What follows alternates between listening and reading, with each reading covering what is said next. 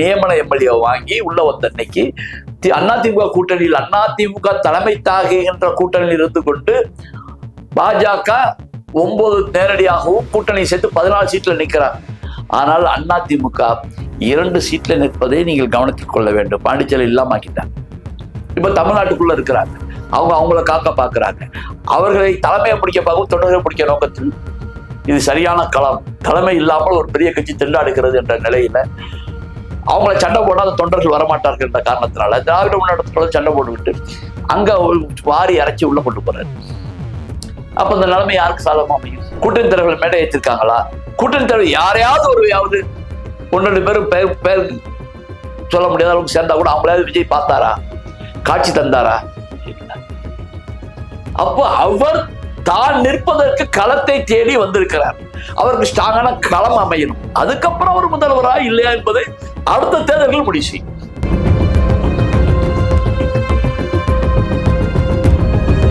கைசின பாப்புலரான சின்னம் தான். கரை சேருவாங்களா என்று கொஸ்டின் வரும். கூட்டணி தலைமையோட சின்னத்தில் தானே நிற்க முடியும். கூட்டணி தலைமை இல்லக்கா அப்போ அப்படி வச்சுக்கோ. கூட்டணி தலைமை இப்ப பாஜக அதிமுக கூட்டணி எப்படி நிக்கிறாங்க?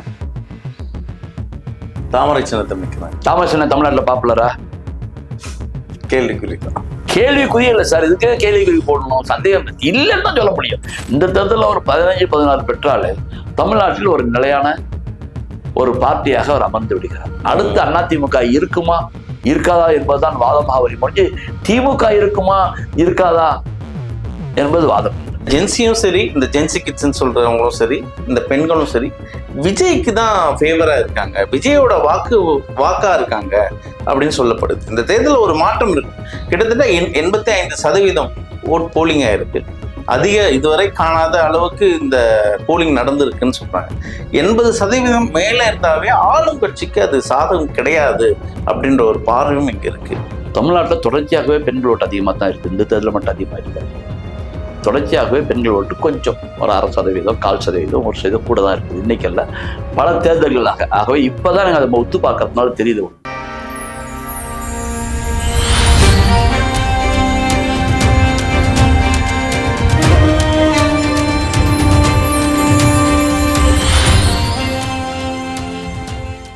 வாகை தமிழ் நேயர்களுக்கு வணக்கம். இன்றைய நேர்காணலில் நம்மோடு அரசியல் பேச இணைந்திருக்கும் விருந்தினர் வழக்கறிஞர், முன்னாள் சட்டமன்ற உறுப்பினர் NGK நிசாமுதீன் அவர்கள். வணக்கம். வணக்கம். வணக்கம். தேர்தல்னாவே, இந்த சட்டமன்ற தேர்தல்னாவே ஒரு பரபரப்போடு தான் இருந்தது. எப்படி பாக்குறீங்க இந்த தேர்தலை? 2026 தேர்தல், விஜயோட அலை இந்த தேர்தலை ஒரு ஸ்தம்பிக்க வச்சது அப்படின்ற ஒரு வார்த்தை இங்க தமிழ்நாட்டில் பேசப்படுது. அது போல அலை இங்க இருந்ததா? ஸ்தம்பிக்க வச்சதுன்னு சொல்ல முடியாது. கொஞ்சம் விறுவிறுப்பா பார்க்க வச்சிச்சு, அவ்வளவுதான். ஒரு நடிகர் என்ற முறையில் அவருக்கு கூடுகின்ற கூட்டம், அதை வைத்து அவர்கள் கால்கின்ற களம், சில கருத்துக்கள் ஏற்கக்கூடிய சில கருத்துக்கள் எல்லாம் எல்லோரையும் திரும்பி பார்க்க வைத்தது என்பது மறுப்பதற்காக இல்லை. எதிர்கட்சிகளே பிபி ஏத்தி இருக்கு, குறிப்பாக திமுகவை பிபி ஏத்தி இருக்கு அப்படின்னு இல்லை. நீங்க முதல் சொன்னதான் சரி.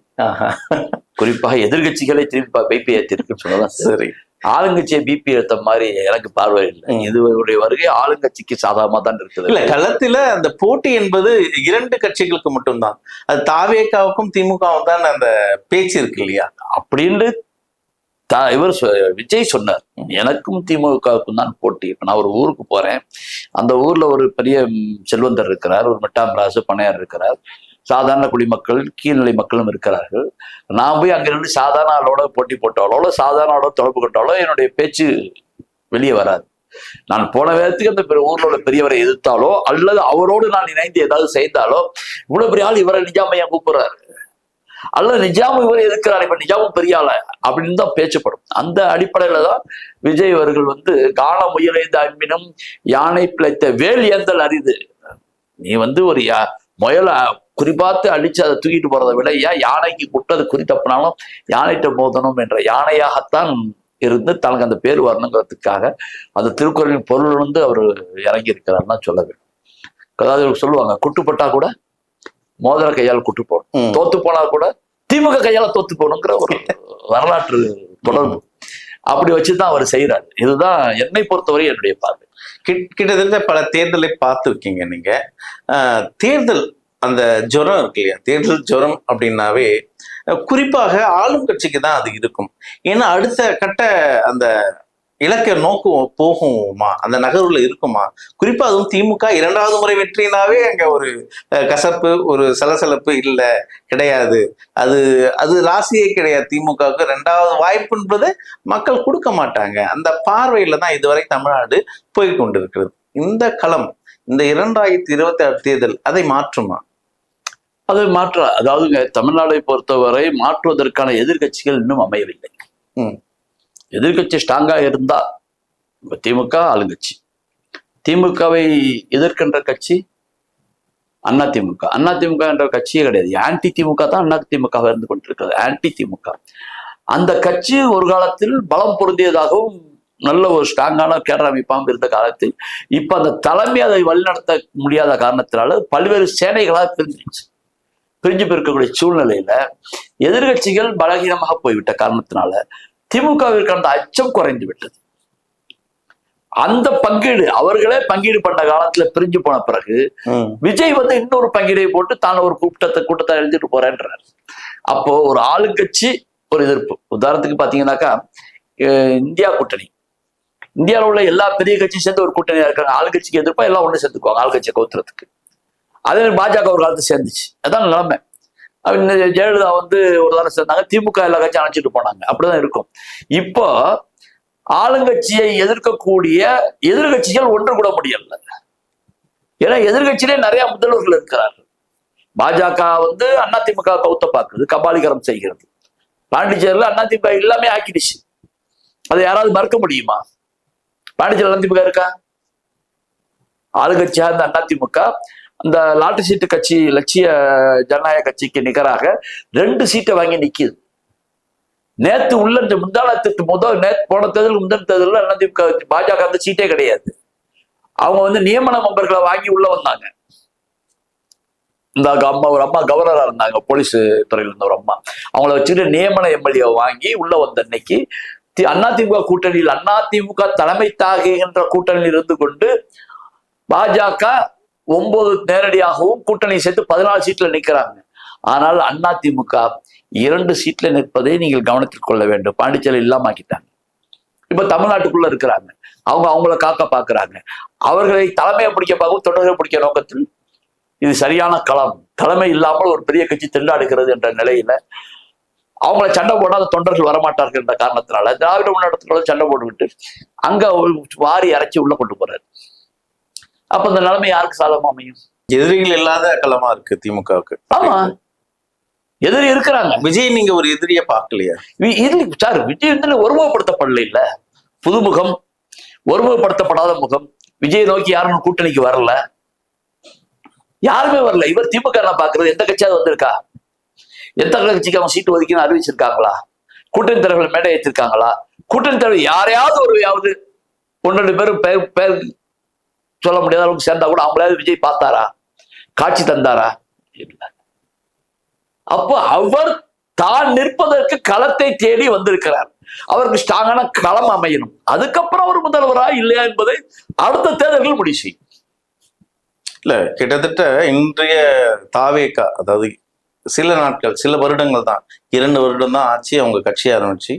இன்னைக்கு ஒரு மாபெரும் சக்தி, தமிழ்நாட்டில் ஒரு பிரதான சக்தின்னா திமுக. கிட்டத்தட்ட 70 ஆண்டு கால அரசியல் செய்த திமுகவை எதிர்த்து களம் கண்டிருக்காங்க. அதுக்கு பிறகு ஆரம்பிச்ச அதிமுகவும் சரி, அந்த களத்துல அவங்க இல்ல, இறங்கியிருக்காங்க இல்லையா? ஆனா இன்னைக்கு தாவேகா 2 வருடமான கட்சி இன்னைக்கு திமுகவோட போட்டி போடுவதை எப்படி பாக்குறீங்க நீங்க? சார், திமுகவோட போட்டி நீங்க எப்படி எடுப்பீங்க? இன்றைய காலம் அப்படிதானே இருக்கு. இல்லையே, கடைசி 10 நாட்கள் வெறும் பரபரப்பு எதோட இருந்தது? அதிமுகவோட தான். எல்லா பத்திரிகைகளும் ஆரம்பத்தில் சொல்லிட்டு இருந்தோம், கடைசி 10 நாள் விஜய் மறந்துட்டாங்கல்ல. தூத்துக்குடியில கூட்டம் பண்ணதோட அது மறந்துட்டாங்க. அதுக்கப்புறம் களங்கள் வந்து இங்க வந்துருச்சு. சின்ன குழந்தைங்களை கேட்டாவே யாருக்கு வாக்கு? சின்ன குழந்தை தான் சொல்லாம சார், சின்ன குழந்தை தான் சொல்லாம. சின்ன குழந்தைய வச்சா நீங்க தேர்தல் நடத்துறீங்க. நேற்று கூட ஏதோ ஒரு நேபாளில் எங்கேன்னு நினைக்க 20 வயசுக்கு உள்ளவர்கள் அரசியலுக்கு வரக்கூடாதுன்னு சொல்லி ஒரு சட்டம் கொண்டு வர போறதா பேச்சு அடிபட்டுச்சு. நான் படித்தேன். 20 வயசுக்குள்ளவர்கள் அரசியலுக்கு வரக்கூடாது, படிப்பை மட்டுமே பார்க்க வேண்டும் என்று அந்த நாட்டினுடைய ஒரு தலைவர் யாரோ சொன்னதாக நேபாளில் படித்தேன். தமிழ்நாட்டுக்கு போல சட்டம் தேவை, தமிழ்நாட்டுக்கு அது போல சட்டம் தேவை. எங்க உக்ரைனுக்கு அந்த சட்டம் தேவை. ஒரு சிரிப்பிடர்கள் ஆடி கொண்டிருக்கிறது, அந்த நாடு சின்ன பின்னமாக போய் கொண்டிருக்கிறது. சிறந்த முடிவுகள் எடுக்க தெரியவில்லை. தமிழ்நாட்டுல இப்ப இன்றைய தேர்தல் வெற்றியை நோக்கி பேசி கொண்டிருக்கிற கட்சி ஒரே கட்சி தாவேகா. 150 சீட்டு வெற்றி பெற்று சிஎம் கேண்டிடேட் ஒரு அமைச்சர் லிஸ்ட் பட்டியலை வெளியிட்டு இருக்காங்க. இதுதான் நடக்கும். கற்பனையா எது வேணாலும் செய்யலாம். பகல் கனவு காண்றதுதான் அது. தேர்தல் நிக்கிறாரு, தனக்கு தளத்தை அமைக்க முயற்சி பண்றாருங்கிறதெல்லாம் சரியான வார்த்தை, நான் அதெல்லாம் குறை சொல்லல. நான் உடனே இலாக்காலாம் ஒதுக்கி மத்தியெல்லாம் போடுவேன்னு சொல்றது பகல் கனவு காண்ற அளவுக்கு தான் அது போய் கொண்டிருக்கிறது. அது அந்த கட்சியுடைய ஆர்வலர்கள் விஜயை கொச்சப்படுத்துகிறார். நம்பிக்கையை எடுத்துக்கலாம் இல்லையா? அது எப்படி நம்பிக்கைன்னு எடுத்துக்கலாம். நான் ஜெயிப்பேன் என்பது நம்பிக்கை, ஜெயித்து விட்டேன் என்பது நம்பிக்கையா சார்? நான் வருவேன், இன்னைக்கு ஜெயிப்பேன், நாளைக்கு ஜெயிப்பேன், என்னைக்கு வேணாலும் ஜெயிப்பேன், எனக்கு வெற்றி தொழில் வரும், நான் வெற்றியை நம்புறேன், வருவேன், வரலாம், அது நம்பிக்கை. வரணுங்கிறது நம்பிக்கை. ஜெயித்து விட்டேன் என்பது நம்பிக்கையா? தேர்தல் ரிசல்ட் வரத்துக்கு நான் ஜெயிச்சு விட்டேன்னு சொன்னாக்கா அந்த சரியா லூசா இருப்பா அப்படின்னு சொல்லுவீங்களா, சொல்ல மாட்டீங்களா?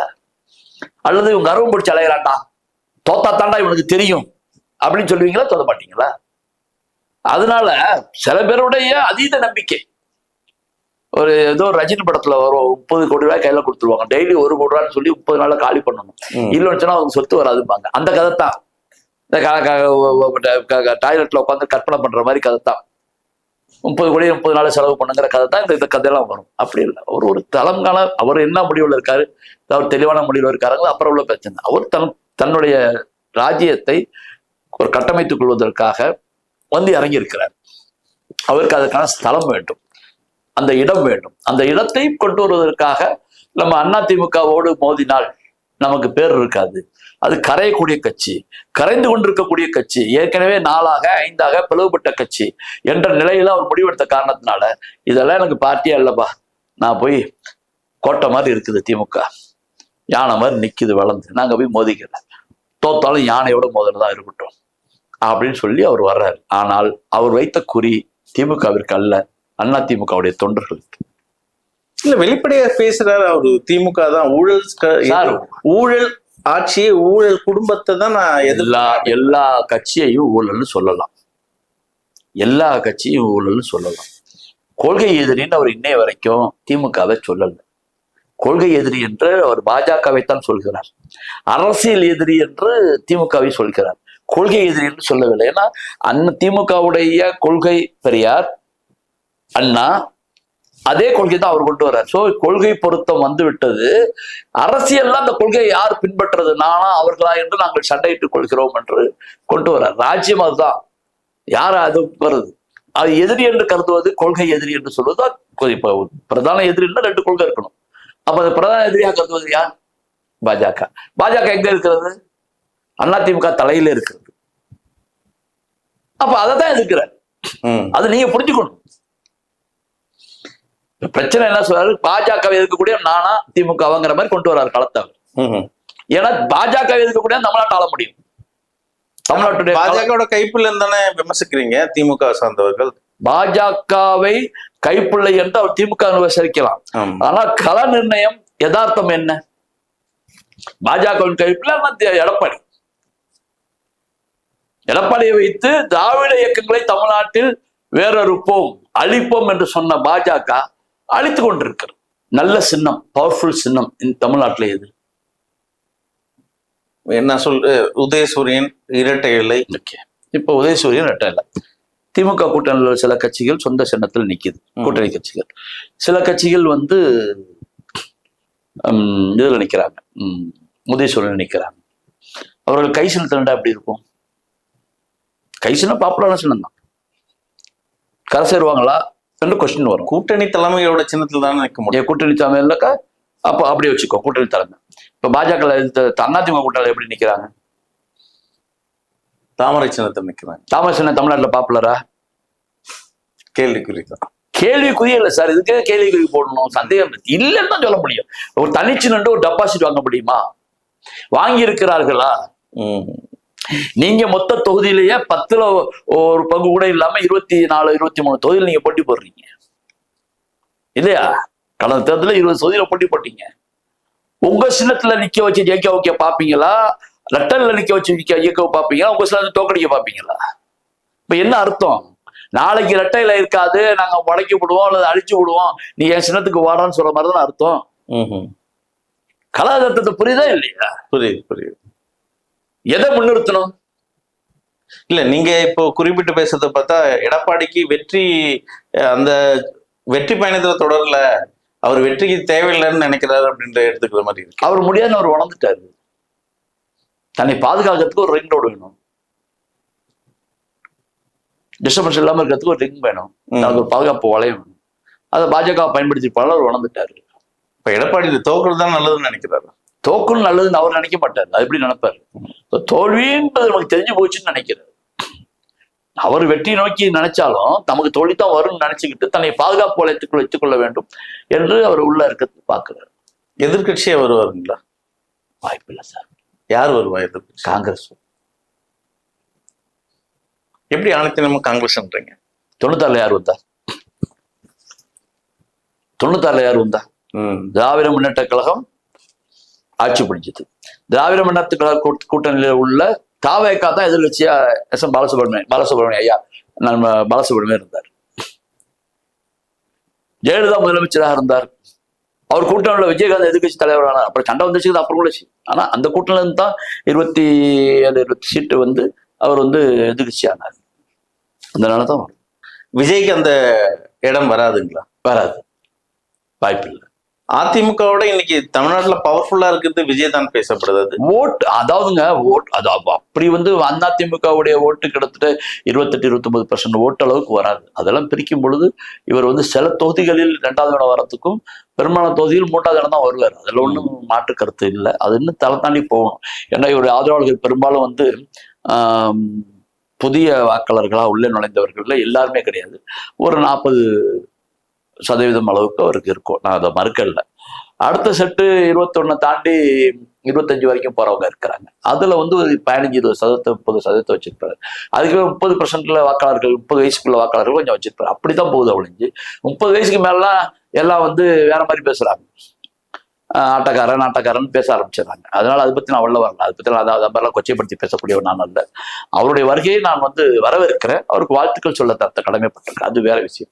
ஆனால் மக்களுடைய மனநிலை எப்படி குத்தாரெல்லாம் வந்தா நல்லா இருக்குமா அப்படிலாம் நான் சொல்லலை. அவங்க சொல்லக்கூடிய மக்களுடைய சொல்லதை நான் மறுக்கவும் முடியாது. அப்படி இருக்கக்கூடிய சூழ்நிலையில இவர் 15-16% வாக்குகள் பெற்றாலே அவரை பொறுத்தவரை இல்லை, என்னை பொறுத்தவரை பார்வையில் அவருக்கு சிறப்பான வெற்றி. அதுக்கப்புறம் அடுத்த தேர்தலாம் பதில் சொல்லும். இந்த தேர்தலில் அவர் 15-16 பெற்றாலே தமிழ்நாட்டில் ஒரு நிலையான ஒரு பார்ட்டியாக அவர் அமர்ந்து விடுகிறார். அடுத்து அதிமுக இருக்குமா இருக்காதா என்பதுதான் வாதமாக வரும். முடிஞ்சு திமுக இருக்குமா இருக்காதா என்பது வாதம் அல்ல. இந்த தேர்தலில் பெண்களோட வாக்கு எண்ணிக்கை அதிகம், பெண்களோட வாக்கு எண்ணிக்கையும் அதிகம். ஜென்சி சொல்றோம் இல்லையா, இந்த ஜென்சியோட வாக்குகளும் அதிகமா இருக்கு இந்த தேர்தலில். இந்த ஜென்சியும் சரி, இந்த ஜென்சி கிட்ஸ்ன்னு சொல்றவங்களும் சரி, இந்த பெண்களும் சரி விஜய்க்கு தான் ஃபேவரா இருக்காங்க, விஜயோட வாக்கா இருக்காங்க அப்படின்னு சொல்லப்படுது. இந்த தேர்தலில் ஒரு மாற்றம் இருக்கும். கிட்டத்தட்ட 85% ஓட் போலிங் ஆயிருக்கு. இதுவரை காணாத அளவுக்கு இந்த போலிங் நடந்திருக்குன்னு சொல்றாங்க. 80% மேல இருந்தாவே ஆளும் கட்சிக்கு அது சாதகம் கிடையாது அப்படின்ற ஒரு பார்வையும் இங்க இருக்கு. இதுல நீங்க 3-4 செய்திகள் உள்ள வச்சுக்கிட்டீங்க. பெண்கள் ஓட்டு அதிகமா இருக்குது. அதுக்கடுத்து ஜென்சி வாக்குகள் அதிகமா உள்ள வந்துருக்குது. அதுக்கடுத்து 3வது சொன்னது ஓட்டு போலிங். ஃபர்ஸ்ட் பெண்கள் ஓட்டு. தமிழ்நாட்டில் தொடர்ச்சியாகவே பெண்கள் ஓட்டு அதிகமாக தான் இருக்குது. இந்த தேர்தலில் மட்டும் அதிகமாக இல்லை. தொடர்ச்சியாகவே பெண்கள் ஓட்டு கொஞ்சம் ஒரு 1/2%, 1/4%, 1% கூட தான் இருக்குது. இன்னைக்கு அல்ல, பல தேர்தல்களாக. ஆகவே இப்பதான் நாங்கள் அதை ஒத்து பார்க்கறதுனால தெரியுது. ஒழிஞ்சு நீங்க புள்ளி விவரத்தை எடுத்து பார்த்தால் ஆரம்பத்துல இருந்தே பெண்கள் ஓட்டு. அதனால அது 10 வரைக்கும் மெட்டீரியல் அதை மறந்துருங்க. இதை பத்தி கொண்டாந்து விட்டது. 2வது விஷயம், ஜென்சி கிட்டு புதிய வாக்காளர்கள் எண்ணிக்கை அது அதிகமாகவே இல்லை. கடந்த தேர்தல்களோடு ஒப்பிட்டால் புதிய வாக்காளர் எண்ணிக்கை இந்த தேர்தலில் குறைவு. காரணம், தமிழ்நாட்டில் பிறப்பு விகிதம் குறைந்து விட்டது. ஒரு காலத்துல 4 பிள்ளை 5 பிள்ளை பெற்று அப்புறம் 2 பிள்ளைக்கு நமக்கு நாம் இருவர் நமக்கு ஒருவர், நாமே குழந்தை நமக்கேன் குழந்தைன்னு சொல்லி இன்னைக்கு வருமானத்தை மத்திய அரசு கூடிய வருவாயை நம்ம இழக்கக்கூடிய அளவிற்கு நம்முடைய அதிகாரங்கள் மாநில தொகுதி மறுவரை பண்ணா நம்மளோட எம்பிக்கள் குறையும் என்ற அளவுக்கெல்லாம் நாம் இன்னைக்கு வாதிக்கூடிய பொருளாக நம்ம வந்துட்டோம். அப்போ இந்தியா தமிழ்நாட்டை பொறுத்தவரை ஜென்சி கிட்ல உள்ளவங்க கிட்டுடைய வாக்காளர்கள் இன்னைக்கு பாத்தீங்கன்னா புதிய வாக்காளர்கள் வெறும் 14 லட்சம் வாக்குகள் தான் உள்ள நுழைஞ்சிருக்கு. வெறும் 14. நீ இந்த 14 வச்சு புதிய வாக்காளர்கள் வந்துட்டாங்க சொல்ல முடியாது. இதுக்கு கடந்த காலத்துல பாத்தீங்கன்னாக்கா 18 லட்சம் 20 லட்சம் 25 லட்சம் 70 லட்சம்லாம் கூடி இருக்குது. ஒவ்வொரு தேர்தலையும் 2,80,000 2 கோடி 80 லட்சம் வாக்காளர்கள் 3 கோடி லட்சம் வாக்காளர் கூடுறாங்க.